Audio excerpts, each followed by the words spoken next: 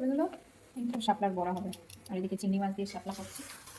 শাপলাগুলো এগুলো মোটা মোটা নিয়ে এগুলো, হ্যাঁ শাপলাগুলো বেশ মোটা, ভালো লাগলো দেখে, ওই জন্য ভাবছি একটু বড়া বানাবো। এই যে এইভাবে ঝাঁটার কাঠির মধ্যে ভরে নিচ্ছি। ঝাঁটার কাঠি, ঝাঁটার কাঠি নয়, নারকেলের কাঠি আর কি। এই যে এইভাবে ভরে নিচ্ছি। এই বাকিগুলো করে নিই। চারটে ভরা হয়ে সব গেছে। কটা শাপলা ভরা হয়ে গেছে, বড়া বানানোর জন্য রেডি।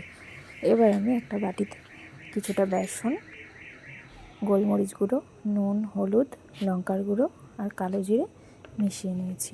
তো সবটা ভালো করে গুলে নিলাম। ব্যাস, এবার কড়াইতে তেল গরম করে নিয়েছি। আর আমরা যেভাবে বেগুনি ভাজি ঠিক সেইভাবে শাপলাটাকে এপিট ওপিট ভালো করে মাখিয়ে নিয়েছি বেসনটা। তারপর কড়াইতে দিয়ে দিয়েছি। আপনারা যারা এভাবে বড়া বানাবেন তারা প্রথমে শাপলাটা কেটে নিয়ে হালকা হাতে অল্প একটু সামান্য নুন দিয়ে মাখিয়ে রাখবেন, তাহলে জলটা বেরিয়ে যাবে আর শাপলার মধ্যেও নুনটা ঢুকে যাবে। আজ আমার তাড়াহুড়োতে মনেই নেই যে শাপলাগুলোতে নুন মাখাতে হবে, আমি ওইভাবেই ভরে নিয়ে বড়া ভেজে ফেলেছি। তো এটাও খুব একটা খারাপ লাগে না, কিন্তু নুনটা ঢুকলে আরও একটু বেশি ভালো লাগবে। আজ আমি বেসন দিয়ে শাপলার বড়াটা ভাজলাম।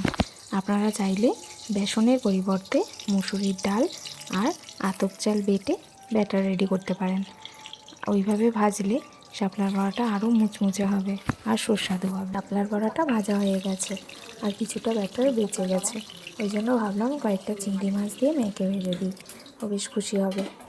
আজ আসি, দেখা হবে নতুন কোনো ভিডিওতে, আসবো নতুন কোনো রেসিপি নিয়ে। ততক্ষণের জন্য সবাই ভালো থাকবেন, সুস্থ থাকবেন। টাটা।